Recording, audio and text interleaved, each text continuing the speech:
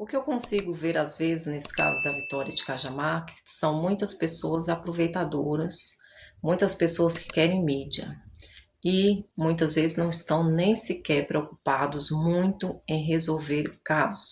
Ah, mas falar uma coisa dessa é um absurdo, mas existe todo tipo de gente no meio de qualquer situação. Tem gente que vai no velório, chora e quando você vai ver, ele é o próprio culpado.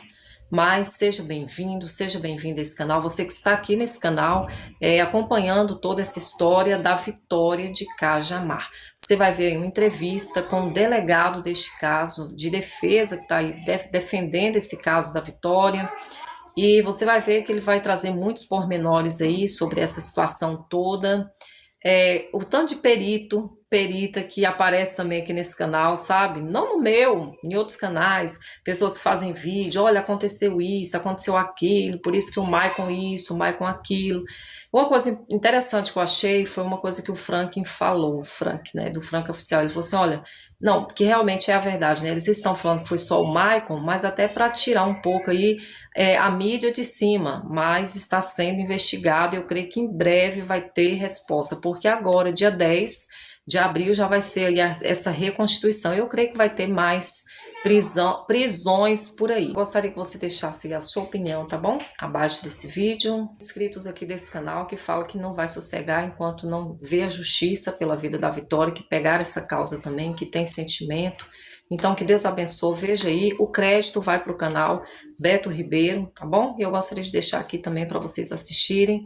Que Deus abençoe sua vida de uma forma poderosa, no nome do Senhor Jesus Cristo. Isso. Desde o último dia, ela desaparece no dia 26, né? De fevereiro, é encontrada na quarta-feira de cinzas, né? Num estado caótico, né? E a partir de então, o que se tem falado até o momento é do caso da Vitória. Que momento que você entra nesse caso? Eu entro na quinta-feira. Ela desaparece na quarta-feira, saindo do trabalho. E na quinta-feira, logo na madrugada, a família começa a mandar mensagens, postar nas redes sociais, desaparecimento. E a produção já começa a levantar isso já na quinta-feira de manhã. Então tem uma matéria já que é exibida já na quinta-feira no programa do meio-dia. Essa matéria é replicada à noite na quinta-feira. E aí na sexta-feira de manhã eu já tomei ciência daquele alvoroço que estava esse caso, e aí eu resolvi fazer contato com a família, né? Fiz contato com a Vanessa e com a Karina, as duas irmãs, e naquele primeiro momento mais para saber como que estava a situação, se já tinham feito boletim de ocorrência, se estavam precisando de alguma coisa. Elas me atenderam assim, de pronto e em prantos, né, perguntando se eu sabia de alguma coisa. Eu falei, não, estou colocando meu escritório à disposição de vocês para o que vocês precisarem. Se tiverem contratado um advogado, estou aqui para auxiliar. E ela falou, não, nós precisamos de informações, a gente não sabe por onde começar. E aí já na sexta-feira eu fui até elas, conversei. No sábado também voltei na residência, que foi já no dia que começou a pegar mais notoriedade. Porque aí tem o corpo de uma senhora que é encontrado numa área de mata. Foi ventilado que era o corpo da Vitória, né? Então a partir daquele momento o caso começou a despontar. Mas eu entro já no primeiro dia do desaparecimento dela. Eu entrevistei inclusive o pai da Vitória, a irmã da Vitória. Até falo da importância de ter um advogado de acusação, o quanto é importante a família estar muito próxima do promotor, porque eles passaram a ser a voz da Vitória, né? Isso sem dúvida nenhuma. A Vitória era uma moça que você não conhecia ainda. Você consegue me construir uma biografia dela? Quem era a Vitória antes de tudo? Uma moça que morreu há pouquíssimo tempo, uma moça com pouquíssimo tempo de vida, mas que já tem uma história, e que talvez essa história esteja até costurada com o fim tão terrível pelo qual ela passou. Uma menina de 17 anos, né, assim, foge um pouco do padrão, né, uma menina que já trabalhava do local onde ela mora para o trabalho dela 2 horas, são 2 conduções para ir até o trabalho. Ela sai às 22 horas, mais 2 conduções para voltar, e ainda um trajeto de 980 metros numa estrada bem escura até a casa dela. Então assim, eu disse que é uma menina assim, batalhadora. Eu vi conversas e ouvi conversas diretamente no celular do pai dela, dos planos que ela tinha de fazer, de ser perita, de trabalhar com essa questão de investigação, mas também estava voltada para uma área de estética. Então, uma menina com 17 anos, já com esse pensamento, nós poderíamos achar que é normal. Agora, já com esse pensamento e com esse planejamento, foge um pouco do que... Eu falo com propriedade, Beto, porque eu tenho uma filha de 17 anos. Foge um pouco disso. Ela não tinha só as ideias de ser, ela já estava trabalhando para ser. Então, foge um pouco... Eu acho que isso foi um dos motivos, que fez com que esse caso despontasse dessa maneira. E ela tem uma coisa, quando ela desaparece, a família logo percebe que ela desaparece porque ela foge do comum. Foge do comum, inclusive, de uma adolescente, no seguinte sentido, ela ia de casa para o trabalho, trabalho para casa. Não tinha aquela coisa, eu perguntei para ela, mas ela não tinha aquela coisa assim, tô indo para casa, mas de repente fui para um bar. Ela não tinha isso, que é o que desperta na família onde está a Vitória, né? Absolutamente. Eu conversei com o pai dela, ela era muito contato com o pai dela. Ela saía de casa e estava no ponto para pegar o ônibus, para ir trabalhar. Pai, o ônibus atrasou. Peguei o ônibus. Pai, eu tô almoçando. Mandava foto do prato de comida para ele. Mandava áudio. Tinha às vezes que ele falava, escuta, dá um tempinho aí, deixa eu trabalhar aqui, poxa, o dia inteiro falando, vai trabalhar, fazer o Big menina. Brother da sua vida comigo. Exatamente. E naquele dia, o pai troca mensagens com ela durante o dia e diz, olha, o carro não tá pronto ainda, eu já busquei a peça, amanhã tá tudo certo. E ela falou assim, não, tudo bem. E aí ele pergunta, numa mensagem de áudio, você vem para casa ou você vai para casa da Verônica? E ela responde uma mensagem de texto, vou para casa. Verônica é a irmã dela, né? Verônica é a irmã dela que mora próxima de onde ela trabalhava no shopping. E aí o pai manda um áudio para ela, tá bom, cuidado. Foi a última mensagem que o pai trocou com ela. Já de bate-pronto ele percebe que tinha alguma coisa errada. Porque ele sabia o horário do ônibus, dá até para escutar, como numa região de um vale, e ela mora na parte um pouco mais alta, dá para você escutar o ônibus.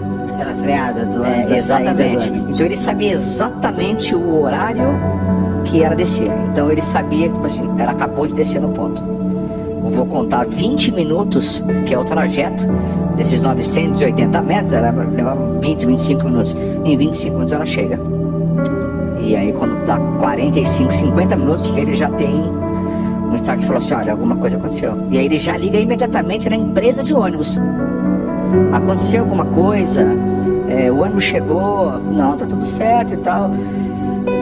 Foi, desceu, normal. Então a partir daquele momento ele já de pronto, porque fugiu muito do normal dela. E o normal dela, eu até perguntei depois pros pais, conversando, tenho contato com a família diariamente, perguntando, escuta, mas como é que era a vida social dela? Ela estava com algum namorado? Ela não tinha vida social. Ela saía de casa para o trabalho para casa. Então não tem essa questão de eu vou sair do shopping, vou passar na casa de uma amiga e mais tarde eu vou. Não, era literalmente de casa para o trabalho e do trabalho para casa. Ela tinha já esse cotidiano que é o que foge, rapidamente os pais saem em busca dela. Mas tem uma parte do cotidiano aí que você até antecipou, que é o que o pai buscava. Eu conversei com o Carlos, o pai dela, ele fala que ele inclusive buscava ela lá no shopping, porque como ele era Uber, ele às vezes já estava por ali, já pegava a Vitória. E o carro dele quebra nesse dia fatídico. O carro dele quebra até numa live que eu fiz com a Rosângela Monteiro, a gente levantou a hipótese de o carro inclusive ter quebrado por conta de, será que já não faz parte de um plano para pegar a Vitória? Porque ficou muito perfeito, né? O carro, a polícia chegou a investigar, o carro realmente quebrou por quebrar, não tem nada a ver com o crime. Na verdade foi uma triste coincidência e não foi uma sabotagem. O pai, de fato, ele trabalhava como Uber, embora aposentado, tinha essa renda extra com a questão do Uber, e ele por vezes buscava ela no shopping, mas por vezes também, porque do shopping até a casa dela, nós estamos falando aí num trajeto de carro de pelo menos uns 45 minutos, de ônibus são 2 horas. Então às vezes ele buscava no shopping, mas às vezes ele buscava ela no ponto final onde ela descia, porque o pior trajeto de todos é o trajeto em que possivelmente e provavelmente ela tenha sido arrebatada, que é no trajeto do ponto de ônibus até a casa dela. O local exato não se sabe até hoje. O local exato, nós temos aí a reconstituição, né, do crime que vai acontecer no próximo dia 10 de abril. E a polícia vai tentar identificar, porque você não tem a presença do executor principal, você não tem ainda um indiciado confesso. Tem uma pessoa indiciada no inquérito policial, mas ele não é confesso. O Michael não é confesso? É confesso, mas ele disse que essa confissão dele foi feita de uma forma coagida. A gente pode falar disso. Sim. Porque eu tô como assistente de acusação, mas nesse momento eu tô crendo na palavra dele. Tá achando que o Michael realmente... Eu acho que essa confissão... Eu acho sim que ele tem participação, mas não da maneira com que ele confessou. A maneira com que ele confessou se descredibiliza totalmente a Polícia Científica de São Paulo, que é uma das mais respeitadas, ou a mais respeitada do Brasil. Ele falar que estocou, que esfaqueou essa menina dentro do carro e que ela sangrou até a morte dentro do carro. E ele conseguir limpar esse carro a ponto da perícia não identificar um só vestígio de sangue, é você menosprezar o trabalho da polícia. E todo mundo vai querer saber quem se lava rápido, né? Exatamente. Assim, lavar rápido, mais bem feito do crime impossível. Até o delegado, palavras do delegado, abre aspas, foi feita uma lavagem de última geração. Nenhuma lavagem conseguiria despistar a polícia a esse ponto. O segundo ponto dessa confissão é a maneira com que ela foi feita. Tudo bem, dentro da legalidade, tudo certo, tudo ok, o delegado fez como prevê o Código de Processo Penal, atendendo à vontade do indiciado, atendendo à vontade do preso de confessar, não tendo um advogado, ou não querendo confessar na presença do advogado dele, o delegado pode convocar um advogado para o ato, um ad hoc, para aquele ato específico.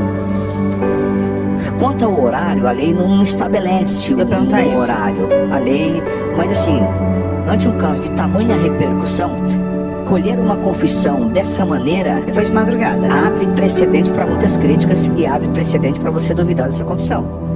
Uma confissão feita... Porque não dormiu, quanto ele foi forçado, quanto pode ter sido forçado, quanto pode você realmente para elucubrar o que você quiser. E horas antes, eu digo horas antes, por volta das 20 horas, os dois advogados dele saem da delegacia, vai à imprensa e diz, ele não vai confessar. Não tem confissão nenhuma. De onde que veio essa história? Não tem confissão. Então, naquele momento, eu estava na delegacia. Naquele momento não tinha confissão nenhuma, porque criou-se um alvoroço diante da possibilidade dele confessar. Só que aí saem os dois advogados, falam, nós estávamos com ele agora, nesse momento, e não tem confissão alguma. Aí 2, 3 horas depois... Aí na madrugada chamam uma advogada. Chamaram os advogados dele? Não chamaram os advogados dele. Chamam uma advogada somente para aquele ato, que não é a advogada que vai... Por que não chamam os advogados deles? Primeiro ponto a ser analisado é esse. Segundo, a questão do horário. Tudo bem que a lei não diz nada em relação ao horário. Mas o bom senso diz. Mas o bom senso, e não é ilegal, mas eu vejo que nesse ponto é imoral. Então você tem uma confissão feita dessa maneira, com um advogado que não são os advogados dele, e aí o ponto principal. A confissão vai na contramão de tudo aquilo que estava sendo investigado. Tudo aquilo que tinha. Naquele momento, a confissão foi no dia 10 de abril. Nós já tínhamos aí mais ou menos uns 8 dias ferrenhos de investigação. E estava tudo certo até aquele momento. 10 de abril não, 10 de março. 10 de março, desculpa. Porque nós estamos hoje é 1º de abril. Isso, 10 de março. Então nós já tínhamos 10 de março, o corpo apareceu numa quinta-feira, se não me engano, dia 5. Ele é preso dia 8, né? Dia 8, dia Internacional das Mulheres. Dia 5 ela é encontrado o corpo, dia 8 ele é preso. Dia 8 ele é preso aí no dia sábado. 10 ele confessa. Sábado, dia 8, dia Internacional das Mulheres, domingo 9, segunda 10 ele confessa. Então, até aquele momento, a investigação estava 1000 por hora. E aí você tem uma confissão, naqueles termos, colhida dessa maneira, que não bate com absolutamente nada com aquilo que tinha sido investigado até o momento. E aí o advogado vem a público com um áudio posterior e disse, não, ele foi coagido a confessar. E nesse ponto, eu converso muito com o Dr. Flávio, que é o advogado dele, e me sinto muita vontade de falar isso, Beto, porque algumas pessoas falam, eu ouvi você falando que tem contato com o advogado, é o advogado. Você é advogado. Antes de mais nada, nós somos colegas de profissão. Sim. Né? E a gente, não é que troca muitas ideias. Não, a gente e hoje você está com essa de acusação, amanhã você pode ser advogado de defesa, pode ser inverso. E ele me disse, doutor, ele não confessou. Ele disse que chamaram ele num determinado local e disseram isso, uma pressão gigantesca. Ele falou, tá bom, coloca aí o que vocês querem fazer, que eu falo, eu assino, tá tudo certo. E nesse ponto eu vou dar o crédito para ele. Por quê? Porque abriu-se o precedente diante de toda essa lambança que fizeram, né? E a partir daí, assim, foi só ladeira abaixo. Então, antes da gente entrar na ladeira abaixo, eu queria voltar um pouco para a gente entrar em todos esses pontos, até porque a confissão dele realmente parece que ele está confessando um outro crime, que não aquele da Vitória. Exatamente. Quando você entrou ali, que estava no desaparecido, ainda até chegar na descoberta do corpo, como que foi, o que consegue se desenhar o que aconteceu com a Vitória? Pelo que você teve de laudo pericial, laudo técnico, laudo de necroscópio, ela foi abusada, não foi? Ela foi torturada, não foi? Ela foi morta no dia que ela desaparece? O que se consegue desenhar da história da Vitória? No dia que o corpo é encontrado, nessa quarta-feira, por volta de umas 17 horas, eu fui até o local. Fui até o local porque o secretário de Segurança Pública da cidade, o Leandro, me mandou uma mensagem. Eu estava na delegacia, ele disse, vou te mandar uma localização, venha para esse local, traga alguém da família. Nós encontramos um corpo que provavelmente, possivelmente, seja a Vitória. E eu fui até o local. E nesse primeiro contato que eu tive, quando eu chego no local, já muitos policiais, guarda municipal, corpo de bombeiros, delegado. Nesse primeiro contato, você tem os peritos ali já conversando, dizendo... Judiaram muito dela, palavras dos peritos, das pessoas que ali estavam. Nossa, rasparam o cabelo dela. Ela está ou degolada ou decapitada, a gente não consegue ainda descrever, nas mãos. Ou seja, degolada, cortado aqui mesmo, preso por um fiapo de pele ou não, exato. Ou até mesmo decapitada total. E nas mãos parece que tem um plástico, mas a gente não sabe se o plástico foi colocado na mão ou se pegaram uma sacolinha plástica e fizeram nessa sacola um instrumento para poder amarrar as mãos dela, como se fosse uma cordinha. Então, naquele momento não dava para você...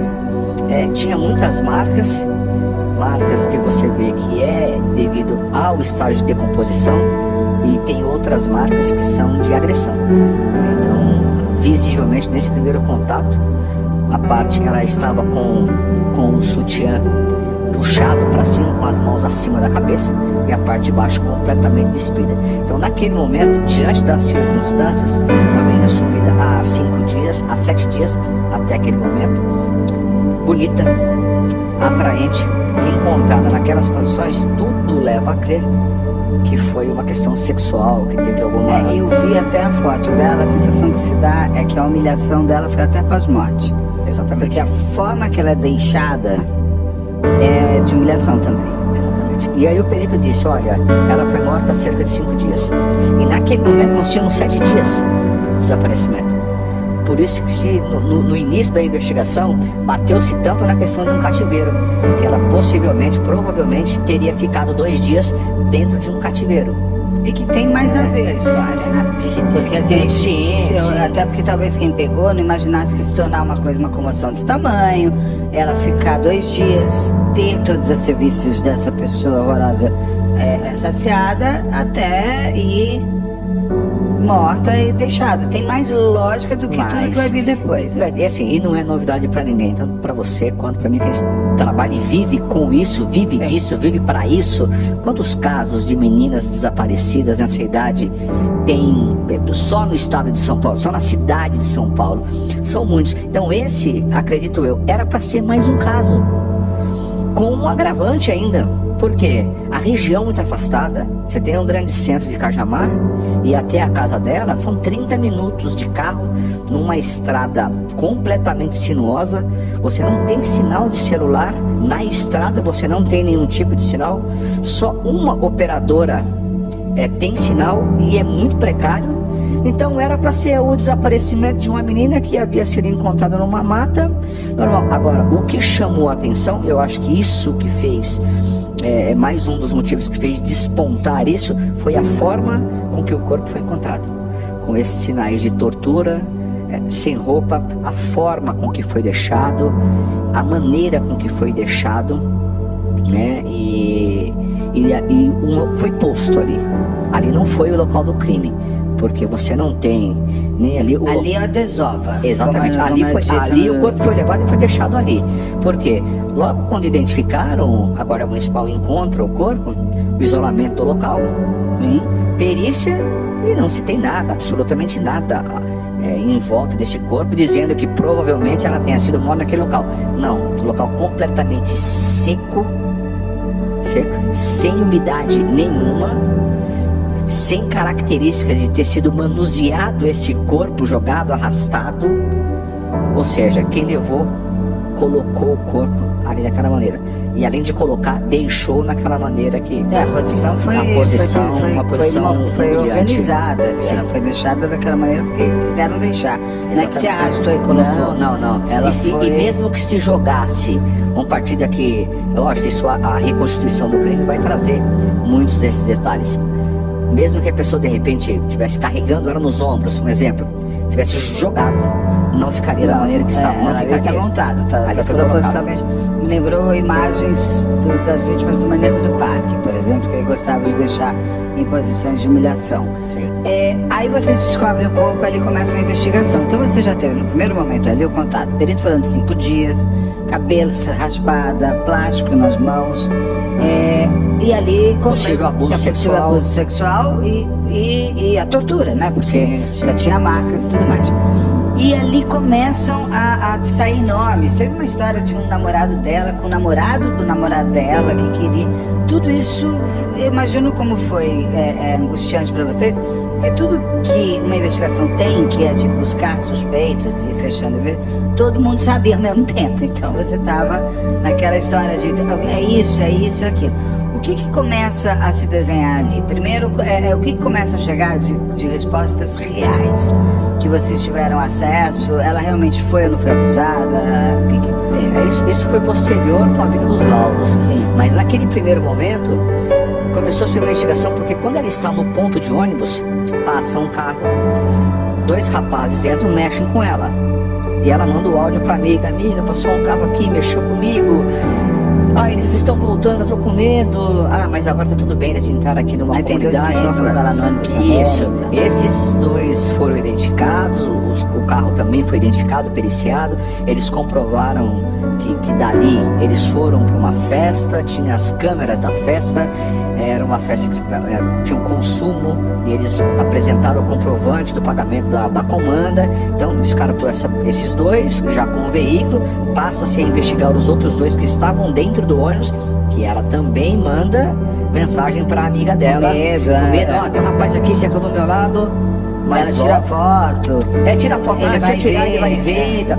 Um desce, o outro permanece, que foi identificado que foi o Matheus. Mas ela não conhecia nenhuma dessas pessoas. Não conhecia.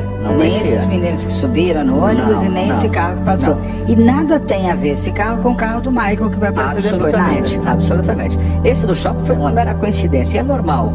Eu fui até esse ponto de ônibus. É normal as meninas ficarem nesse ponto. E é normal os caras passarem e mexerem da maneira que mexeram. Então ali não foi uma coisa aleatória, uma coisa corriqueira. E aí ela mandou uma mensagem pro Gustavo, que era uma pessoa que era um ex-ficante dela, uma pessoa com quem ela tinha um relacionamento esporádico. Isso é palavras do pai. É importante lembrar que são 2 Gustavos. 2 Gustavos. 2. Tá. O que vai ser apontado pela polícia é esse que você está falando, que ela vai mandar mensagem, é isso? Esse foi o primeiro da linha de investigação, porque foi o primeiro que teve contato com ela. Por essa questão e por ele ter mentido. Porque ela manda uma mensagem para ele dizendo: você poderia me buscar no ponto. Ela não fala que o carro do pai está quebrado, mas ela pede para ele buscar no ponto. Ele disse que viu a mensagem, dormiu, pegou no sono. 4 horas depois ele acorda, manda mensagem para ela e ela já não responde mais. Posteriormente foi identificado que ele mentiu, que de fato... Como que descobrem essa mensagem? Porque o celular dela sumiu. Porque aí pegaram a mensagem... Ele foi ouvido, a busca e apreensão do aparelho de celular dele, e no celular dele tinha mensagem comprovando que ele respondeu ela. Mas é que na verdade ele era um ex-ficante dela e ele estava com uma outra menina naquele dia. E num primeiro momento ele não quis dizer, porque não achou que ia tomar essa proporção.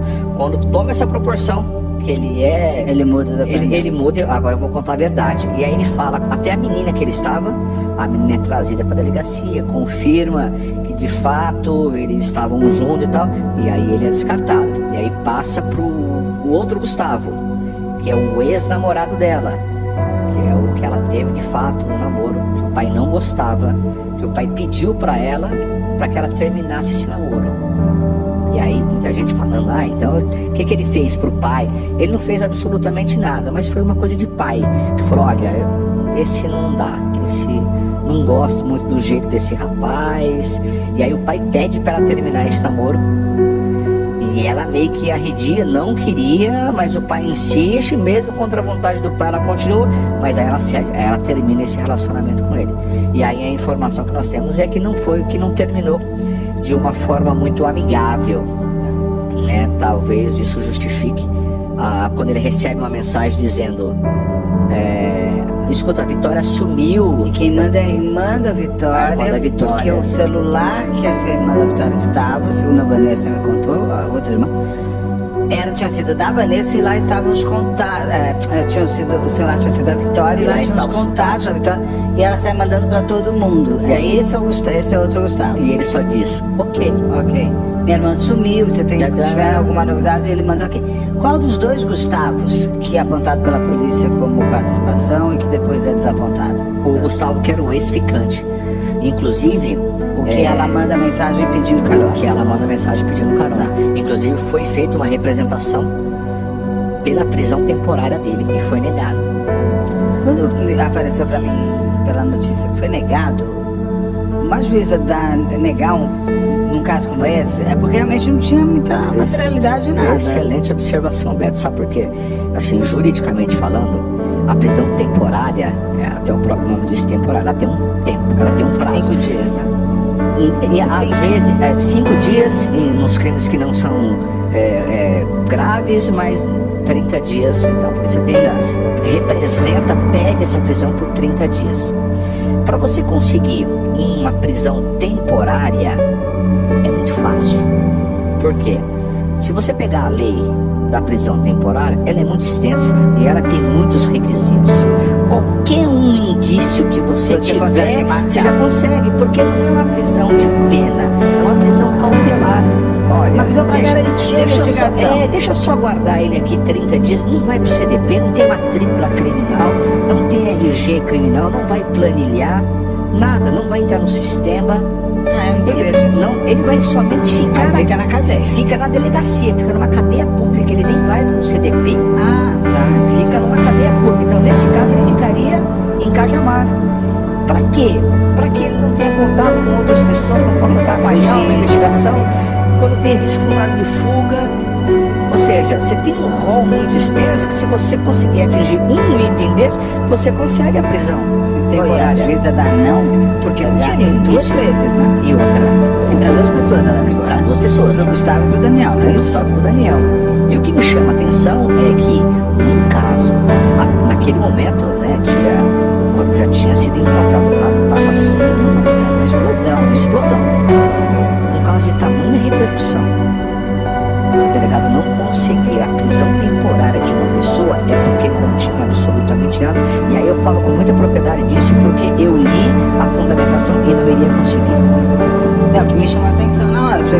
Porque ali nós temos uma torre, uma única torre, uma estação de rádio base, que é a ERB, uma torre que pega um perímetro de 5 a 6 quilômetros. Então o celular dele tá... Todas as pessoas que moram naquela região estão num raio de 5, 6 quilômetros. Então dizer que aquele rapaz estava no local dos fatos que ela desapareceu não é uma prova, porque todo mundo ali... Aliás, o celular dela polícia ele não foi encontrado, Não foi encontrado. Mas a polícia tentou achar por onde que andou o celular? O último sinal do celular dela foi emitido nesse perímetro. Também nesse mesmo, portanto, que ela foi encontrada ali perto. O corpo foi encontrado nesse perímetro de 5 4, 5 quilômetros da casa dela, não é isso? A dona Edna, que é a senhora, também está naquele perímetro. Ou seja, essa única torre, ela pega um perímetro onde todo mundo está ali. Então, por isso que eles não conseguiram, naquele momento, a prisão temporária dos outros. E aí consegue depois do Michael, com uma questão do fio de cabelo. A gente não tem acesso ainda aos motivos que decretaram a prisão do Michael, porque tanto o advogado de defesa dele e eu como assistente de acusação, nós temos acesso somente àquele que foi encartado, aquele que foi documentado, aquilo que a autoridade policial retém a título de sigilo, a gente não consegue ter acesso. E isso a gente não sabe ainda qual foi o motivo que ensejou a prisão dele. Mas fato é que ele tinha alguma coisa, né, nesse rolo extenso. Outra mensagem que foi encontrada. Tinha outra mensagem, aí você tinha Me depois... filmaram 1h. Pra quem que o Michael manda essa mensagem, me filmaram 1h e 4h? É pra alguém que ou é comparsa, ou sabe da história, ou ele tá contando. Porque na realidade ele manda, essas pessoas a gente também não tem acesso. Porque logo depois dessa confissão... Mas a polícia sabe. A polícia sabe. São 10 aparelhos apreendidos, Beto. 10. Até... Da família da Vitória também? Não. Até o final do mês, por volta do dia 27, 28... De março, nós tínhamos apenas 3 laudos. Ainda faltavam 7 desses laudos. Esses laudos, eles são importantes porque... para fazer o confronto. De quem são esses 10 aparelhos? São do Michael, com certeza. E das pessoas que estão sendo investigadas, que a gente não tem acesso a esses aparelhos. Mas a polícia hoje, ela crava que tem a participação de outras pessoas, porque já nesses 3 laudos, ele já consegue identificar a participação de uma outra pessoa. Porque vai pegar esses 10 aparelhos, e aí você tem a geolocalização, e aí com a geolocalização, aí você tem um ponto específico da pessoa. E aí você tem a extração dos dados, conversas, fotos, como foi encontrado no do Michael, várias fotos da Vitória e de garotas com o mesmo biotipo dela, inclusive a última postagem que ela fez nas redes sociais, que ela no ponto de ônibus ela coloca, bora pra casa que amanhã tem mais. Tem um print disso e esse print está no celular dele. Ele printou isso. Isso ele printou. Por quê? Eu acredito, por isso que eu acredito que ele participou do arrebatamento dela. Porque ali tinha informação de que ela estava indo embora para casa. Exatamente. Não que o pai não fosse buscar, mas daí, por exemplo, assim como ela falou com o Gustavo pedindo carona, ela pode ter falado com outras pessoas falando que pedindo carona, ou seja, alguém tinha uma informação de que ela tinha. O Gustavo com certeza tinha informação. O Gustavo tinha. Não se tem certeza se outras pessoas também tinham informação de que ela estaria sozinha para ir para casa. Porque quem pegou ela tinha que saber que ela não ia ter o pai buscando. Porque Porque isso era ato contínuo o pai buscar. E essa questão do carro, Beto, é uma questão, além de pontual, muito pessoal. Por quê? Porque se o pai morasse numa avenida muito movimentada, você poderia de repente pensar, quantas pessoas lá não passaram e não viram o carro do pai na oficina, presumiram que o carro estava quebrado. Sim, não, mas não é o caso. Não, ele mora muito afastado. Então quem sabia que o carro estava quebrado era alguém que tinha uma informação privilegiada e alguém daquele perímetro. Intimidade, no mínimo. Por isso que a gente acredita que ele tem a participação na questão do arrebatamento dela. Por essa questão do carro. O Michael. E pela questão dele ter monitorado ela nesse trajeto de trabalho, casa. Então eu acredito, nesse primeiro momento, que ele tem a participação no arrebatamento. Vou voltar um pouco ali. Vocês encontram o corpo e a polícia começa a buscar autores. Um crime muito bárbaro, um crime com muita violência, um crime com muito ódio. Logo, sim, já acredita que tem intimidade. Quem é a primeira pessoa que a polícia chega perto? Gustavo. Esse que ela pede a carona e ele responde às 4h da manhã. Contato, exatamente. O Gustavo já estava. O Daniel vem por quê? O Daniel, porque o carro dele estava no local onde o corpo da dona Edna foi encontrado. Ele disse que conhecia a Vitória, que estaria... O pai da Vitória fala que ele conhece o Daniel desde criança. Desde pequeno. Que inclusive a foto do carro do Michael, quem pede pra fazer é a família da Vitória, não é isso? Exato. Por isso que ele, Daniel, tinha uma foto do carro do Michael. E aí, por esse motivo, por ser amigo próximo da família, ele também foi averiguado. Nessa averiguação teve o celular apreendido, e no celular apreendido nós tivemos a foto do carro do Michael, Que aí começam-se a E aquela fazer uma história dos ligação. vídeos, que tinham vídeos fazendo caminho, mas não tinha nada a ver isso, Nada né, a também. ver. Ele faz um vídeo que é... Esse é o Daniel, é isso? Esse é o Daniel, que é um amigo da família. Tanto que quando eu falei, a família falou, imagina. E esse vídeo era o quê?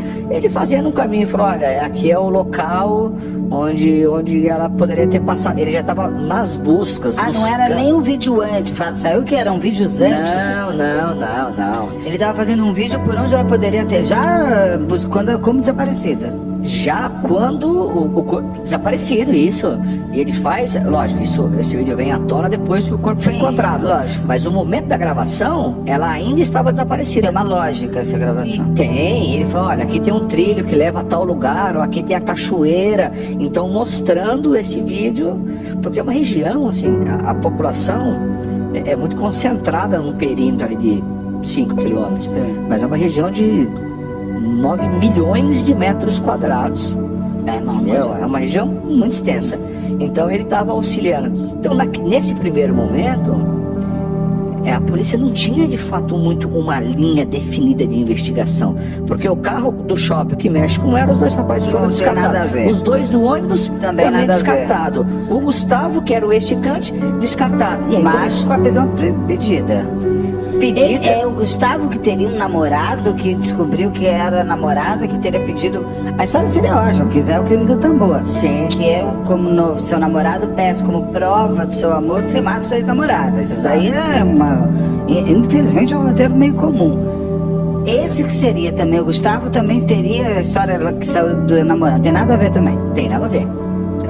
E aí depois aparece um outro Daniel também, que Tem outro Daniel, que é um amigo também do Maico, comprovadamente, mas isso a gente estava em tal lugar. Então, depois do corpo encontrado, assim, a polícia acho que perdeu um pouco a mão e começou assim. A primeira pessoa puxada é o Gustavo. O Gustavo. De novo, eu vou perguntar que a família a Vanessa, a irmã da Vitória, me explica. Que eu pergunto, mas como que descobrem que a Vitória mandou uma mensagem para o Gustavo? Porque se o Gustavo não falar nada para ninguém, ninguém vai saber, concorda? O celular dela sumiu. Ela me diz que pessoas já sabiam, e a família vai até o Gustavo e fala, Vitória mandou mensagem para você? E ele fala, mandou, mas eu só fui ver 4 horas da manhã e tal. Mas como que as pessoas sabem que o Gustavo e a Vitória conversaram sobre a possibilidade de ele dar uma carona para ela? Ele que contou? Ele que contou, com o telefone dele. Então, porque assim, naquele momento, quem que é? Ela tinha um relacionamento, sei lá, tava ficando com tal pessoa. Alguém já falou, você falou com a Vitória, até ela me mandou uma mensagem, foi isso? Exatamente. Foi na honestidade. Na honestidade. É assim, e aí ele fica como um suspeito, porque no primeiro momento ele mente. Ele fala que viu, dormiu e tal, mas na realidade que não tinha visualizado, mas ele visualizou, ele falou com ela. Então por isso que ele foi colocado como suspeito. Mas essas pessoas começaram... chegavam e iam embora, tá? Porque... Fala, por quê? Chegavam assim, prestavam depoimento e todas elas tinham um álibi, inclusive o Gustavo. Não, eu falei, mas é que eu tava com uma outra menina. Quem que é a menina? Fulano de tal, vai buscar. E isso aconteceu no sábado. No sábado, logo depois, quarta-feira, dia 5, que o corpo aparece, né? Não, estava desaparecida ainda, já no dia que o corpo da dona Edna foi encontrada, era sábado. Ela estava desaparecida ainda. Estava desaparecida e ele foi para a delegacia. E aí ele conta a verdade. Diz que estava com uma menina. A polícia sai naquele momento, vai buscar a menina. E até o jeito que encaram com ela na delegacia, eu imaginei que ela fosse menor de idade. Depois foi comprovado, ela era menor de idade mesmo, chegou acompanhada do responsável e ela falou, não, mas ele estava comigo mesmo. Então essas pessoas começaram a chegar e aí com seus olhos elas foram... Como chegaram ao Michael? Porque o Michael, segundo o pai da Vitória, ele nunca viu o Michael, não conhecia o Michael. A Vanessa disse que o irmão dela, o irmão da Vitória, teria estudado com o Michael, mas ele nem lembrava. Estudado assim, em algum momento, ele não era um amigo, só estudava na mesma escola, na mesma sala de aula, alguma coisa assim. Então ele não era uma pessoa próxima, ele não era uma pessoa... A família da Vitória me disse que eles nunca ouviram falar do Michael, e a Vitória nunca comentou nada sobre ele. Por isso que a gente acredita que a história do que ele fala que teve um relacionamento com ela, a gente acredita que isso não é verdade. Como que a polícia chega no Michael? Porque uma testemunha disse que ele estava lá no dia que ela desceu. Uma testemunha disse que viu o carro dele ali. Viu o carro dele lá. E aí foi categórico dizer que era o carro dele e ele na condução do veículo. Mas, doutora, a gente sabe, você que é de advogado criminalista, tem uma frase horrorosa, mas eu entendi o que quis dizer isso: testemunha é a prostituta das provas. Então a gente sabe que testemunha também não é a melhor das provas. Essa testemunha garante que é o Michael, mas o Michael, ele no começo, ele fala que não era ele. Você fala que não era ele, só que Mas tem câmera que mostra o carro, alguma coisa assim? Não tem câmera nenhuma naquela região. E aí ele leva o carro para perícia, o carro passa por uma perícia, passa por uma segunda perícia e é identificado fio de cabelo e manchas de sangue. Mas o fio de cabelo e as manchas de sangue não se tem a comprovação ainda, porque os laudos não ficaram prontos ainda. Tá. Então, mas com esses indícios já conseguiram a prisão dele. Que ele tem, mas ele explica por que tem essas manchas de sangue? Ele não sabe falar. Bom, é que agora também ele já confessou, né? Mas naquele momento, primeiro ele falava por que tem. Porque assim, sangue é uma coisa que marca, né? Sei lá, fui pegar uma caixa, me cortei. Você lembra por que tem sangue no teu carro, afinal de contas? Ele não diz o porquê seria. Não disse. Diz que não sabe porque. E aí, assim, né, nesse falar pouco dele, que o delegado veio dizendo que ele é um psicopata, porque é temerário falar isso. Acho que porque quem pode isso falar pode. só se a gente não tem capacidade técnica para testar isso, eu vou dizer que uma pessoa é psicopata somente porque ela fala pouco. E outra, Mas tem gente que é só amar mesmo. Exatamente, tem gente que é só amar mesmo. E essa questão, como assistente de acusação, me preocupa, porque isso é muito benéfico para ele. No Brasil, acho que se você fosse psicopata, você ia pegar 4 vezes mais pena, porque você não tem cura.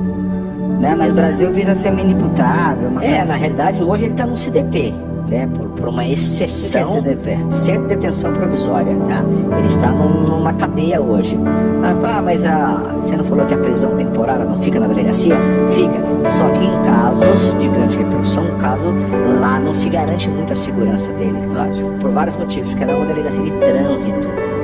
Todas as delegacias da região mandam para lá e lá passa o carro da Secretaria da SAP, da Administração Penitenciária, para levar para audiência de custódia. Então você tem um trânsito ali muito intenso de pessoas. Isso poderia, o delegado fundamenta isso em relação à segurança e pede a transferência dele para uma área segura. Tem sua razão.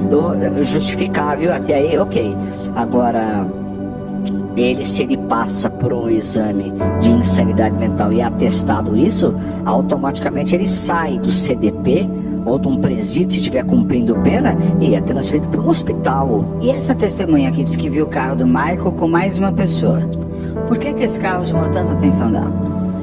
Porque essa testemunha disse que viu a Vitória descer do ônibus e esse carro estava passando por ali. Mas vamos combinar uma coisa assim. E ela conhecia a Vitória, essa testemunha? Conhecia. E conhecia o Michael? De vista. A única pessoa que consegue ligar os dois, né? Porque se a família da Vitória não conhecia ninguém, os amigos da Vitória não conheciam ele também, então como é que fica? Por que eu digo o seguinte? Não estou questionando a qualidade da testemunha, mas por que essa testemunha conseguiu visualizar o carro, guardar o rosto das pessoas e porque no dia a dia da vida você não olha isso. Se você perguntar qual o carro que eu vi hoje de manhã, eu não faço ideia. Porque no dia a dia a gente não tá, vai ter um crime. Por que essa pessoa ficou tão fissurada nesse carro, no Michael e na Vitória? Isso foi uma coisa que chamou a atenção dela. E que guardou na cabeça. Quando que ela fala sobre o Michael? Ela fala... Já desaparecida ou só quando encontra o corpo? Não, depois do corpo encontrado. Por que essa testemunha não apareceu durante o desaparecimento? Então, isso é uma parte da investigação. Eles não contam. Que eles não contam. Pode ser até que ela tenha aparecido antes. Pode ser que essa informação tenha vindo logo no dia seguinte do desaparecimento dela. Porque logo depois dessa confissão, tem uma entrevista coletiva e disse que ali o caso estava praticamente encerrado, que ia ser relatado, que o caso chegou ao final. Não lembro quem na imprensa faz uma pergunta pro delegado e diz: não vai fazer uma reconstituição do crime? E ele gente aqui fala o tempo inteiro. E aí ele fala assim, não. E aí naquele momento eu me insurgi, falei na imprensa veementemente aquele dia, e no final do dia eu fui pessoalmente falar com ele, e falei: doutor, olha, eu vou pedir a reconstituição.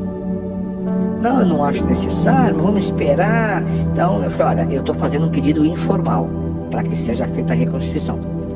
Se o meu pedido não for atendido, eu vou no trâmite legal, tô só te avisando que eu vou fazer o pedido judicialmente. E aí 2 dias depois ele vem à tona e diz que vai fazer a reconstituição, que isso O Michael quis fazer?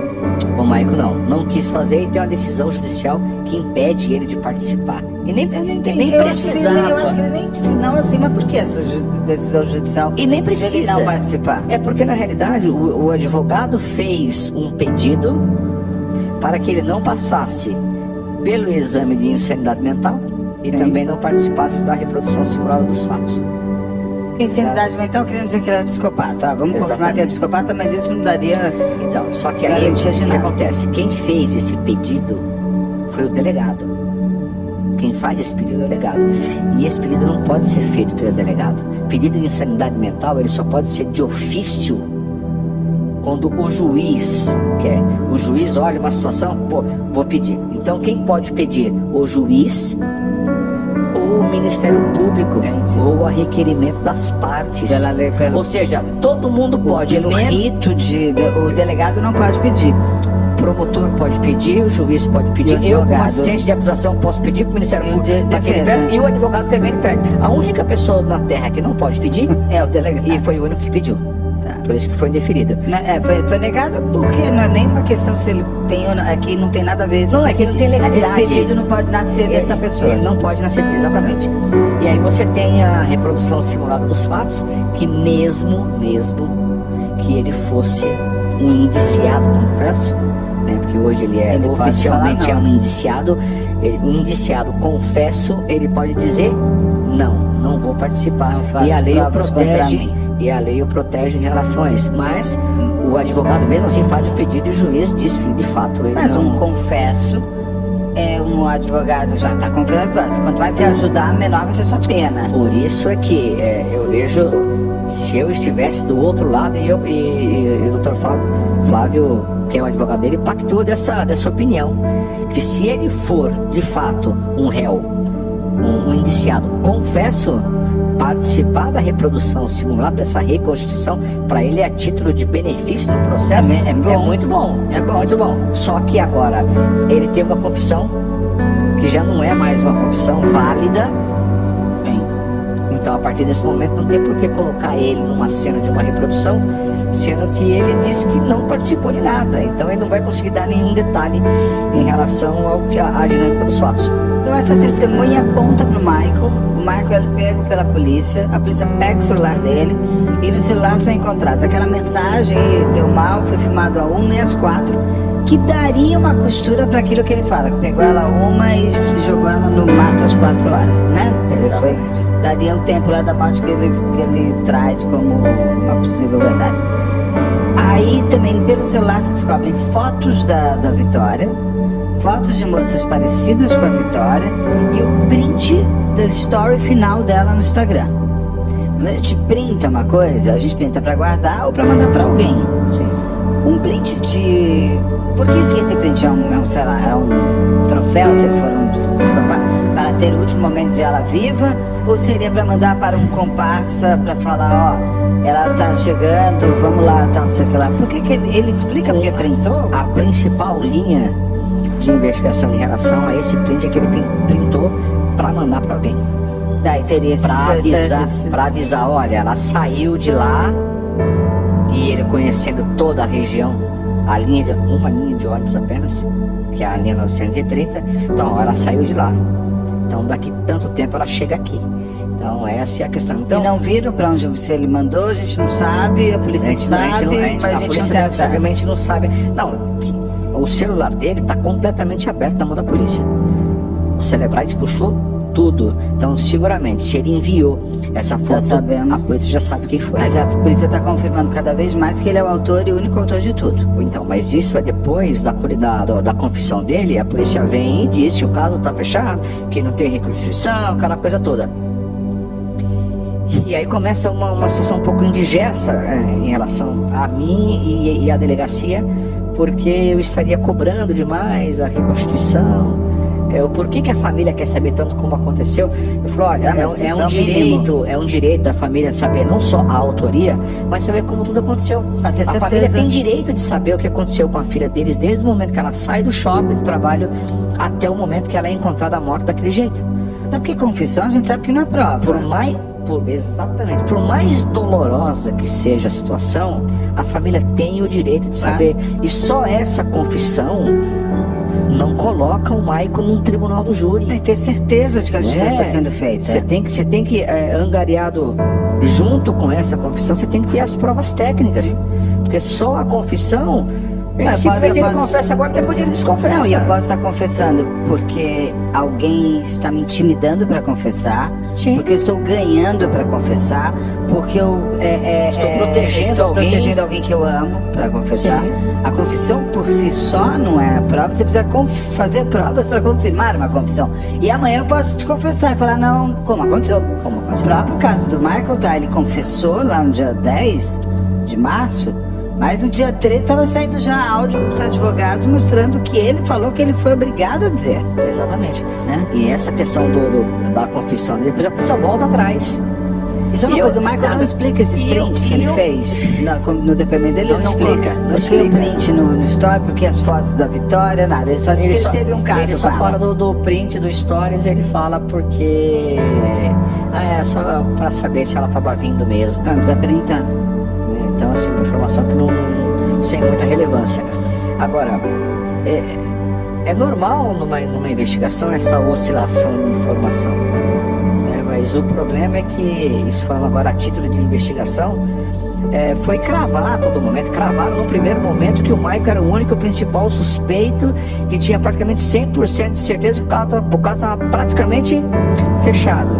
Aí ele vem e confessa.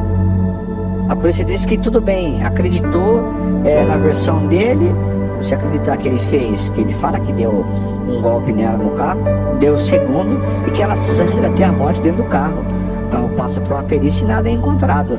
Então não dá para você crer que a polícia científica, um delegado com 35 anos de profissão, vai acreditar numa história cínica dessa.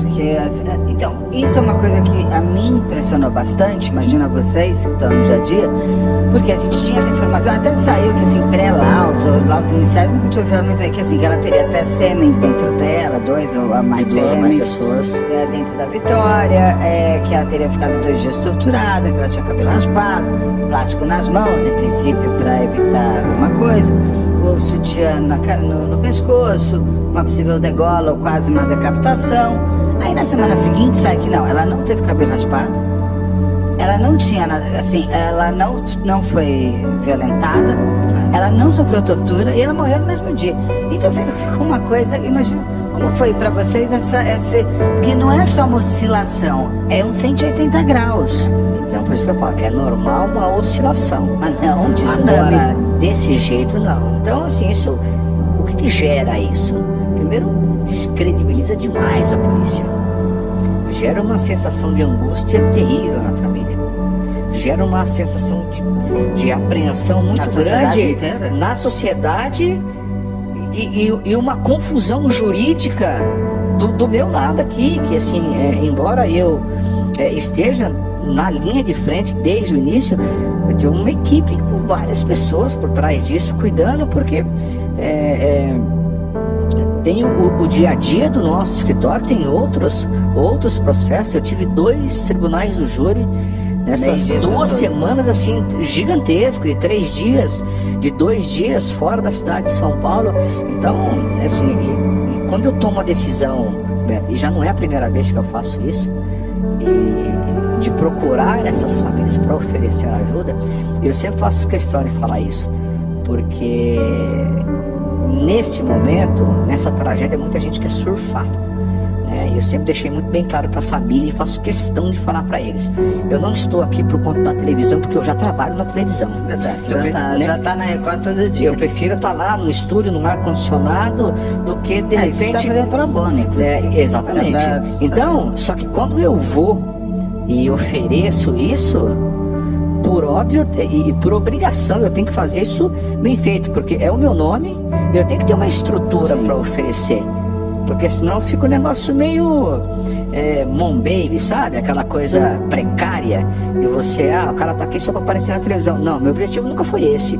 Então, e gera uma sensação de angústia na família, uma confusão jurídica pra gente gigantesca.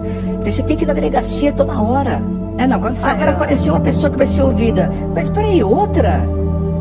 E quando começaram a sair essas mudanças totalmente de tudo, ainda teve a imprensa que a culpa... Não, a imprensa só falou aquilo que vocês contaram, assim, não existe. Ninguém chegou lá e inventou uma história. Vamos inventar uma história que a Vitória está de cabelo raspado? Isso eu digo vocês, a polícia, as pessoas envolvidas na investigação. Então, não pode culpar a imprensa pela notícia dada, uma vez que a notícia veio lá. Eu falei... E aí, como é que fica? Ela teve ou não teve cabelo raspado? A princípio, no laudo... O que dizem os laudos? O laudo oficial ainda não saiu. Então tá. Então, mas assim, o laudo, por exemplo, do abuso sexual, ele está inconclusivo. Porque você o que não significa que não tem. Você tem o laudo negativo, quando ele é negativo, quando de fato não aconteceu. Positivo é você tem o positivo é que positivo que aconteceu. E você tem o prejudicado, você tem aquele que é inconclusivo. Inconclusivo, inclusive, porque até mesmo com a forma do corpo, você não consegue ver se existiu... Não tem aqueles sinais clássicos de abuso sexual. Mas se ela tinha sêmen dentro dela ou não, é possível ver. Isso foi comprovado se ela tinha ou não? No laudo, o laudo oficial já não saiu. Mas esse que ainda não saiu. Agora, o que acontece? Para colocar esse crime de abuso sexual, que aí seria o estupro de vulnerável, para colocar isso na conta do executor, ali do autor, vamos tratar o Michael agora como autor, para colocar isso na conta dele hoje, o Ministério Público vai pegar esse laudo e vai dizer para o juiz, olha, mesmo que inconclusivo, mesmo que prejudicado esse laudo, as circunstâncias de que tudo aconteceu, tudo leva a crer que uma menina de 17 anos, bonita, ele atraente... pode ter usado camisinha. Hoje, muitos estupradores já se ligaram nisso e usam camisinha. Exatamente. Então, eu acredito não porque ele quer se preservar. Não, ele não quer deixar... Ele quer se preservar no seguinte sentido, não é sexual, não é para não dar filho nem por doença. Ele vai se preservar para não ser achado como criminoso pelo seu sêmen. Então, se ele for fazer vasectomizado, aí você não acha mesmo. Então, você tem toda essa parte de o que... Agora, se sair um sêmen e for do Michael, aí é o tal do batom na cueca. Porque aí nós estamos falando da prova técnica. Porque até então ele pode confessar e voltar atrás quantas vezes ele quiser. Aí a prova técnica é prova técnica. Agora, quando a prova técnica, quando o laudo chegar e falar assim, meu amigo, a mancha de sangue no seu carro é da Vitória. O fio de cabelo é da Vitória. O sêmen encontrado é seu. Hoje temos provas. Além da testemunha, o celular dele tem coisas, tem indícios. Ele pode ser apenas um apaixonado. Certo? A gente não pode o stalker não necessariamente é um assassino. Ele pode ser um stalker de te amar tanto e ficar te vendo. Ele não tem vídeos da Vitória andando sem ela saber, ele não ia ao escritório. Porque eu digo o seguinte, quando você tem um stalker na sua vida desse nível, amigos seus sabem, os colegas de trabalho sabem, a sua família sabe que essa pessoa se torna tão indesejável, e porque essa pessoa aparece do nada nos lugares, ela faz escândalo muitas vezes, ela inventa histórias, ela tem o stalker, ele tem um ato de ser, uma forma de ser. Ele tem as fotos da Vitória no celular, não pode ser só uma apaixonite, mas é um indício, tá? Tem lá uma coisa, tem uma testemunha que o viu. Testemunha, a gente que tá falando, dá pra quebrar. Tem a mensagem que ele falou que ele foi filmado. Eu queria saber sobre o que ele pode até dizer que ele foi filmado em outras circunstâncias. Quais provas técnicas que colocam de fato o Michael hoje, como, além da confissão dele, que já está colocada em xeque também. Nenhum laudo põe ele ainda? Não, mas a polícia aposta no laudo do sangue encontrado no porta-malas do carro dele. Quando sai isso? Porque falaram que ia sair antes do aniversário da Vitória, que é dia 13 de abril. Eu fico meio receoso em falar em relação a tempo, porque a lei não prevê um tempo. Sim. A lei não me dá, eu não tenho... Você não tem esse prazo. Eu não tenho um amparo na lei para dizer, olha, a lei diz que em casos de desaparecimento de menina de 17 anos... Tem que ser em 30 dias. Não tem. Lógico que a gente aposta que num caso escabroso como esse, tamanho de repercussão, de que os laudos venham sejam mais maior. Não estou dizendo que vai passar na frente, mas não vai passar. É normal, porque assim, você corre o risco de ter uma contaminação da investigação. Às vezes a polícia precisa do laudo para, a partir desse laudo, abrir uma outra linha de investigação. Então essa celeridade é muito importante. Palavras do delegado: todos os laudos que eu pedi, todos eu pedi com a mais rapidez possível, né? Inclusive falando com amigos: olha, eu preciso desse laudo porque eu preciso abrir uma outra linha de investigação, me ajuda. Então assim, a gente aposta que isso seja rápido, mas em média, às vezes um laudo num processo demora 90 dias. E nós acabamos de completar, entre desaparecimento até hoje, nós temos aí 35 dias. Olha quanta coisa aconteceu. Então, prova pericial até hoje, 1º de abril de 2025, nenhuma ainda que coloque o Michael, esse sangue. Porque é o seguinte, tem um sangue, inclusive, na casa que o Michael morava, alugava, sei lá, que pode ser se ele foi tomar banho, porque ele diz o quê? Qual a história que o Michael conta? Ele fala que depois de ter matado ela entra no carro porque ele chama. Ela entra no carro, ele vai no ponto que ela desceria. Mas o Michael fala que é sozinho. Sozinho. Não teria essa segunda pessoa como a testemunha disso. Sozinho sempre. Tá. Ele está no ponto de ônibus esperando ela no ponto que ela desceria. Na realidade, aquilo ali não é o ponto. Só que o motorista, como já era antigo nessa linha, sabia que ela morava daquele ponto. Se ela descesse no ponto oficial, ficaria mais longe para ela. Então, dava uma parada, um quebra-galho para ela ali. E ele espera ela ali. Ela não desce, porque o motorista era novo, o motorista não conhecia. Então o motorista não dá esse quebra-galho para ela e ela desce no ponto oficial. E aí ele não vê, ele resolve ir embora, mas que no caminho da casa dele ele encontra com ela. E ele chama ela para conversar. E ele vai para lá sabendo que ela não teria o pai buscando. Sim. E aí ele fala para ela entrar no carro. E como que ele sabe que o pai não ia? Porque o story dela no Instagram não diz que o meu pai não vai. Olha, indo embora para casa, que amanhã tem mais, que meu pai não vai me buscar mesmo, eu tenho que andar agora à noite no escuro. Eu acho que ele tinha essa informação de alguma maneira. De alguma maneira ele tinha. Que ela estaria sozinha. Exatamente. E aí ele pede para ela entrar no carro. Quando ele pede para entrar no carro, e aí eu acho que deve ser uma orientação jurídica, porque ele não teria essa capacidade técnica. Essa testemunha vê a Vitória, vê o carro, mas essa testemunha não vê a Vitória entrando no carro. Não vê porque o momento do arrebatamento já é na estrada. Tá, entendi. Então, quando ele fala que ela entrou no carro porque ele chamou, e aí eu acho que é uma orientação jurídica, porque eu acredito que ele não teria uma capacidade técnica para pensar nisso, para saber disso. Ele está tentando fugir de uma qualificadora que é a traição, que é a emboscada. Entendi. Ele convida, ele não puxa. Ele convida, ele não puxa. Tá. Num segundo momento ele começou a discutir com ela, e ela começa a ameaçar ele, que vai contar pra mulher que eles tinham um caso. Nesse momento que ele pega uma faca que estava na porta, que ele disse que sempre estava com uma faca. A faca estava lá. Sempre, ele disse que sempre andava com a faca. Alguém já confirmou isso? Que ele sempre andava com a faca? Não, e também assim, não tem necessidade de andar com a faca, porque ele não mora numa região onde você tem que todo dia para chegar em casa cortar um mato. O que o Michael faz? Mecânico.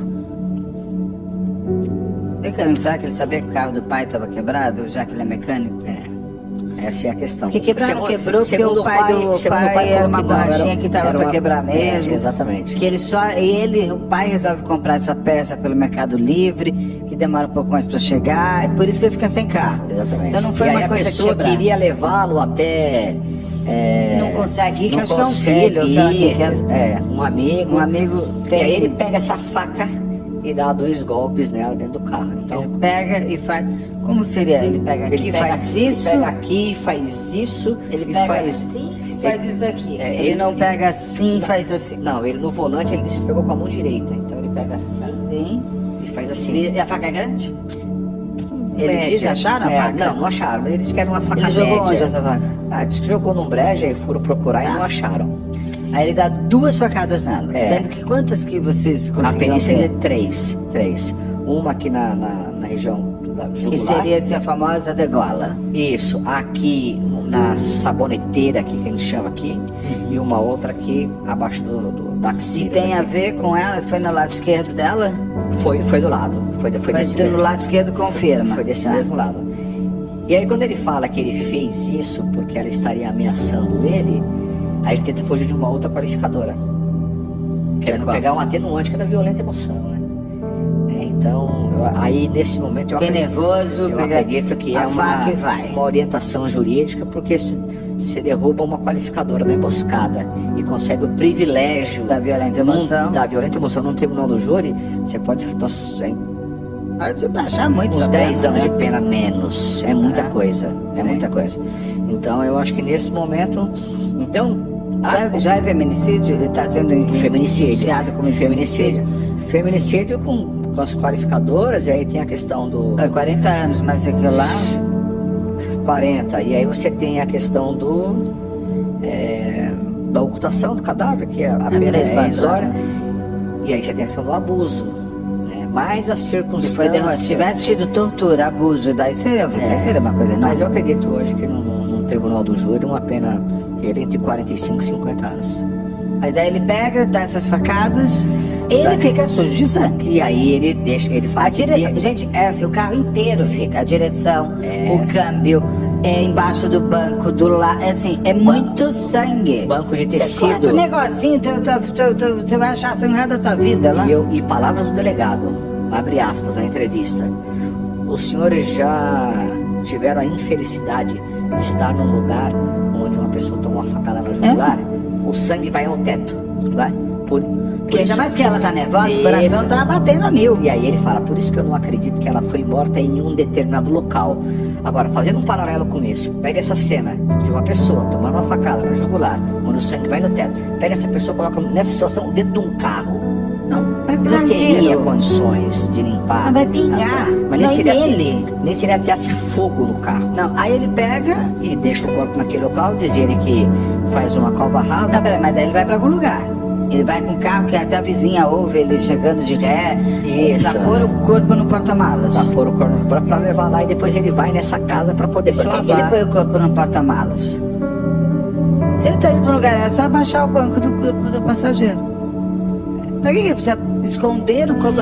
Olha só o trabalho que dá, hein? Você vai tirar o carro do porta-malas, vai sujar mais um lugar. Por isso que eu não acredito. E ele teria tomado banho, então o sangue seria por uma contaminação, como é que fala? Por uma... É uma coisa que... O sangue é dela, mas não com ela. O respingo dele. O sangue aquele sangue encontrado no banheiro pode ser da Vitória, mas dentro dessa história dele, veio através dele, não dela. Exatamente. Né? Que também não foi confirmado ainda. Que também não foi confirmado. Por isso que eu não acredito que ele tenha feito isso no carro dele. Ele pode ter transportado esse corpo. Aí o sangue no porta-malas. Aí justifica o sangue no porta-malas. É menos sangue, né, doutor? Porque assim, menos. Todas essas facadas aí, alguns, não seja no banheiro, você limpou muito mais fácil. E assim, isso pode ter acontecido dentro de um carro, mas não naquele carro. Não estou dizendo que tenha sido, só vou fazer uma pergunta que muita gente fala, mas é só para saber. Muita gente fala, isso tem a ver também com mulher, com certeza alguma mulher. As mulheres ligadas ao Michael foram investigadas, a esposa, ou amantes, namoradas, para tirarem elas da linha de possíveis autores? Todas. A única que estava ainda sob um olhar um pouco mais clínico era a esposa do Michael. E ontem, quando eu digo ontem, 31 de março, na investigação, ela está completamente descartada da participação. Completamente porque descartada. Até foi ele que, no primeiro momento, fala, eu estava com a minha esposa, e ela fala, desmente, eu estava com a minha mãe, ainda mandei mensagem para ele 11h30 da noite, foi dando boa noite. Não é uma coisa assim? Exatamente. Então ela realmente está fora. Assim, era a única que a gente estava numa... E aí ontem nós fomos na delegacia para conversar com eles. Com o Matheus, que é o chefe dos investigadores agora, junto com o Felipe. E o doutor, olha, a gente está já vasculhando aqui, então ela está completamente descartada aqui. Segue a investigação, mas sem qualquer menção da participação dela. Com isso, o Michael confessa, depois desconfessa, blá blá. Vocês acreditam que o Michael realmente esteja no crime? Mas ele conta com a participação de uma outra pessoa em algum momento. Ou no momento do arrebatamento, ou no momento da execução, ou no momento do descarte do corpo. Em algum momento, alguém participou. Que vocês não acreditam que tenha sido nem no mesmo dia do arrebatamento e nem dentro do carro. Exatamente. E assim, que ele não tem condições, não teria condições de planejar, executar e fazer tudo isso sozinho, sem a ajuda de uma outra pessoa. Ele foi pra matar? Ou ele foi pra conversar com ela? Ele foi pra matar. Não, mas na confissão dele. Pra pegar a violenta emoção?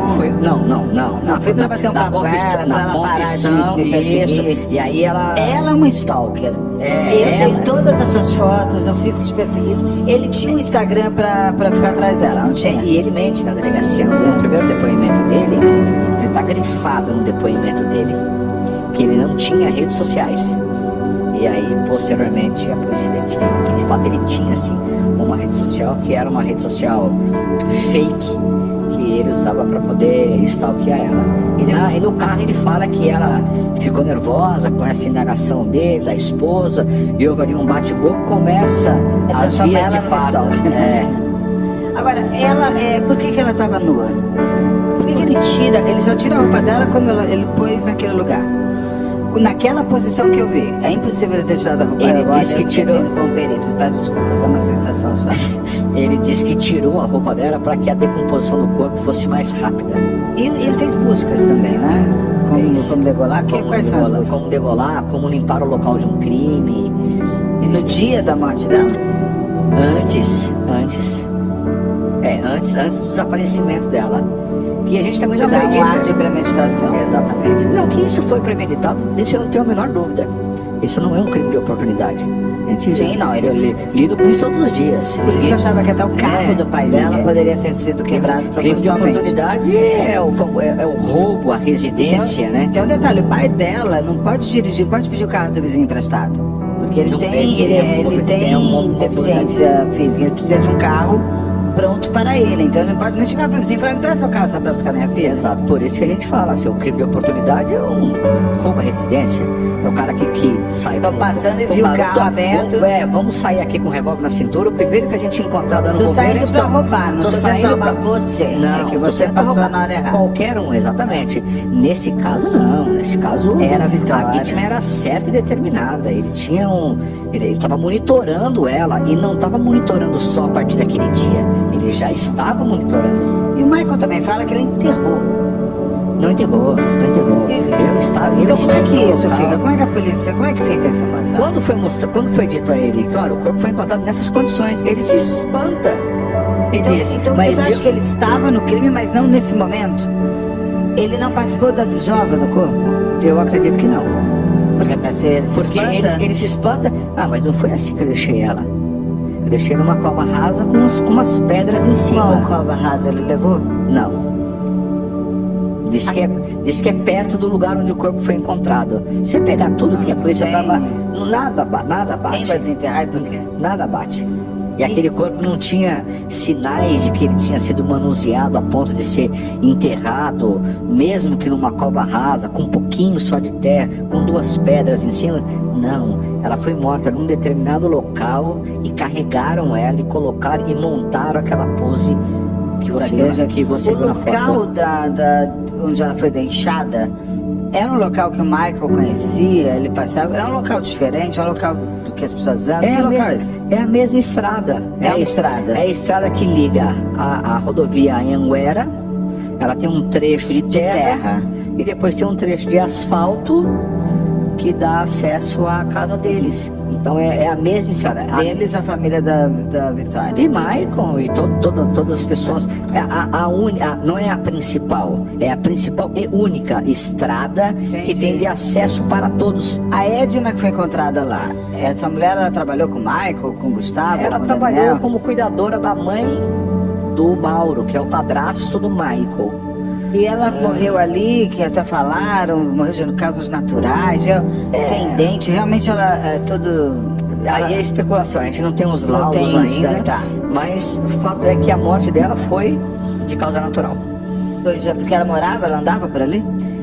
Bom, mas vocês também não estão nessa investigação, ela foi encontrada no sábado, né? Porque, inclusive no sábado a Vitória ainda é desaparecida, né? A gente recebe uma informação de uma página da internet, assim, de uma forma muito irresponsável, postou e cravou que era de fato o corpo da Vitória, que tinha sido encontrado numa cachoeira, boiando. Nossa. Aquele momento foi um desespero, estava com a família.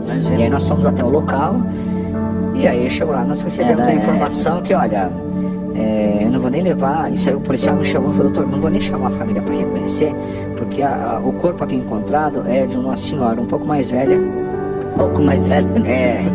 Nossa. De cabelo curto e se não tem tatuagem e usa dentadura. Então foge completamente daquele que nós estamos buscando. Porque eu me lembro que isso foi falar também, de repente ela viu alguma coisa e foi queima de arquivo, blá blá blá. Pode ser, pode, mas a polícia vai ter que investigar isso tudo. Na realidade ficou comprovado que foi uma causa morte natural, uma mera coincidência. Eu só queria saber o que ela estava fazendo ali, se ela ia sempre lá, se era um cara. Era frequentadora assídua, porque do lado da cachoeira tinha um pesqueiro. Tá. Então é uma região então muito... ela de verdade ia mesmo ali. De verdade então, não foi uma coisa... Foi levada ali. Foi levada. Aí, hoje, a gente tem... Aí o pai da Vitória, a irmã da Vitória, me conta que depois do desaparecimento da Vitória, porque o Michael disse que ele queimou também o celular da Vitória. E as roupas. E as roupas. Foi encontrado alguma coisa na casa ali? Alguma esquina? Não, ele disse que foi ali. Tem realmente assim alguma parede preta de fogo? Tem um lugar onde aparentemente foi queimado alguma coisa. Mas a gente não sabe o que. A gente não sabe de fato o que é, e se foi e quando foi. O pai da Vitória e a irmã da Vitória me contaram que o pai liga que quando a Vitória desaparece, eu nem vou entrar na história que o pai foi colocado como investigado, porque isso é normal numa investigação, você investigar pai, irmão, tudo mais, tá? Sim. O pai me fala o seguinte, que ele liga pra Vitória, ela já dava caixa postal. A irmã também, a Vanessa também fala, liga, deu caixa postal. Que o pai disse que 2, 3 dias depois ligou e chamou o telefone dela. A pessoa atende e desliga. E amigos da Vitória também ligaram, tocava, a pessoa atendia e desligava. E que o Instagram da Vitória está sendo mexido por alguém que está desarquivando fotos, arquivando fotos, apagando mensagens e desseguindo pessoas. O que é isso? Na verdade, eles identificaram que essa movimentação nas redes sociais. E aí foi levado isso para a polícia, né, para pegar essa localização do telefone dela e a quebra para saber onde que estariam usando esse pelo IP, seja de uma rede Wi-Fi, seja do computador, para identificar de onde estaria usando. Mas assim, mais uma especulação, né, que a polícia nessa questão já considera até mais que uma especulação, né, porque é uma coisa real que está acontecendo. Se a família não está manuseando a rede social, alguém está, por algum motivo. Então a polícia, nesse momento, eu digo ontem, a conversa que nós tivemos com ele, com os investigadores, é essa, que eles estão trabalhando para fazer um levantamento para identificar quem é que está usando. Falaram com a Meta, alguma coisa? Com a Meta, que é a dona do... Já mandaram o ofício, e aí você fica... E aí nesse lado eu entendo, né, a investigação, a morosidade, porque você depende da meta quando você faz o pedido da expedição de um ofício, da quebra do sigilo, demora um pouco. E a meta demora mesmo, você vê. Então, e o telefone que eles ligaram, a polícia foi ver de quem é que estava chegando o telefone, se realmente tocou o telefone dele. Então, na realidade, eles não sabem se estava tocando ou não, porque às vezes você liga pelo WhatsApp. Chama, mas não chama. Ele chama, mas não chama. Tava ligando pelo WhatsApp? Não pelo telefone normal? E aí, telefone normal, e o WhatsApp aí ele chama, ligação normal, chama 1 ou 2 vezes e cai na caixa postal, mas é o normal da caixa postal. Isso acontece mesmo. E aí você tem que esperar o laudo da operadora para saber de fato o que aconteceu naquela linha. É um caso complexo, a gente ainda tem muito o que acompanhar. Tem alguma coisa que eu não tenha perguntado, eu consegui abarcar? Eu acho que agora no próximo dia 7 de abril vence a prisão temporária do Michael. Já tem informação de que vai pedir uma renovação. Sim. Ele pode pedir essa renovação por mais 30 dias para poder trabalhar, porque ele vai precisar, nesse momento agora, eu vejo que ele não tem muitas provas técnicas para pedir a conversão dessa prisão que hoje é temporária por uma prisão preventiva. Não tem, porque se tivesse uma prova técnica, já teria pedido. Não precisa esperar vencer os 30 dias. Faltam aí mais 5, 6 dias. Então eu acredito que esse pedido de renovação é para esperar esses laudos, os laudos dos telefones celulares, para poder fazer esse confronto, né, pegar a geolocalização de todos esses aparelhos para saber de fato onde essas pessoas estavam antes, durante, depois esperar a reconstituição do crime, saber se vai vir algum elemento informativo nessa reprodução. Então acho que esse pedido de mais 30 dias é para correr, para acelerar, para trazer uma prova técnica. Porque para você conseguir a temporária, ok, um indício basta. Mas para você, para uma preventiva, você tem que ter uma prova técnica contundente, uma prova técnica e seria um laudo. Quando é preventiva já tem tudo aquilo que você falou, RG... exatamente. Aí você vai para uma cadeia mesmo. Se ele... É que na realidade, agora, se ele tiver essa conversão da prisão preventiva, aí ele vai pro CDP. Aí vai toda vez. Já tem matrícula, tem RG criminal, passa a ter direito a visitar a família tem que fazer carteirinha, recebe junto semanal, aquela coisa toda de praxe, que é de quem cumpre pena e de quem está em prisão preventiva aguardando julgamento, que aí seria o caso dele. O aniversário da Vitória seria ou será dia 13 de abril, né? Véspera do seu aniversário. Véspera do meu aniversário. Dos parabéns aqui ao vivo também. Que ela tenha de presente de aniversário a resolução desse crime dela, que acho que ainda tá. A promotoria tá como? Ela tá. Porque se ele foi indiciado, já tá com o promotor, não tá? Já foi indiciado, o delegado já vai relatar. O delegado tem que finalizar esse inquérito, porque quando você tem um inquérito policial, que você tem uma pessoa presa dentro desse inquérito. Tem que fazer, são 10 dias? Aí você tem que ter um prazo mais sério. Mas ela não impede dele fazer, de relatar, manda para o Ministério Público. E continua. E aí continua trabalhando na investigação. Se aparecer outros elementos, aporta lá no processo. E o promotor, se tiver alguma diligência, faz a cota, pede essa cota para que o delegado atenda. Mas já tem um promotor e uma promotora? Já tem um promotor. Você já está em contato? Porque é importantíssimo você começar de acusação para saber como é que vai ser essa denúncia, né? É a parte mais esperada. E é o que a família espera agora, viu, Beto? Ontem, saindo da delegacia, a irmã, a Júlia, que é a cunhada, numa entrevista disse uma coisa assim, bem marcante, que ela fala: a gente não consegue viver o luto ainda. Ah, não vai. O luto é só, só depois do julgamento. A gente não consegue viver por conta desse turbilhão de informações e também pela questão da própria imprensa. Eu sempre deixei bem claro para eles, embora não é novidade para ninguém, eu tenho meu vínculo com a Record, mas eu deixei eles a todo momento: olha, falem com quem vocês quiserem. É importante, porque eles são a voz da vitória. Né? Falem com quem vocês quiserem, não precisa me perguntar se pode, se não pode. Falem. Eu acho que nesse momento é uma forma de pressionar, mas de pressionar de uma forma sadia e mostrar para a Secretaria de Segurança Pública, para o delegado: olha, nós, imprensa, nós estamos aqui e nós queremos uma solução para isso, que é o que a família espera, não só saber da autoria, que hoje crê que se foi o Maicon, mas querem saber se tem sim a participação de outras pessoas e querem de fato a reconstituição para saber o que aconteceu com ela. É doloroso, já conversei com o pai, conversei com toda a família em relação a isso. Pode trazer detalhes sórdidos que vocês talvez não queiram saber, mas vai ser doloroso, mas se assim vocês preferem, é um direito de vocês. Fica o convite para você voltar em breve. Voltarei. Mais rápido, melhor, porque significa que o caso está se fechando o mais rápido possível. Sempre que tiver novidades, o canal está sempre aberto aqui. Maravilha. Inclusive, eu deixo o convite para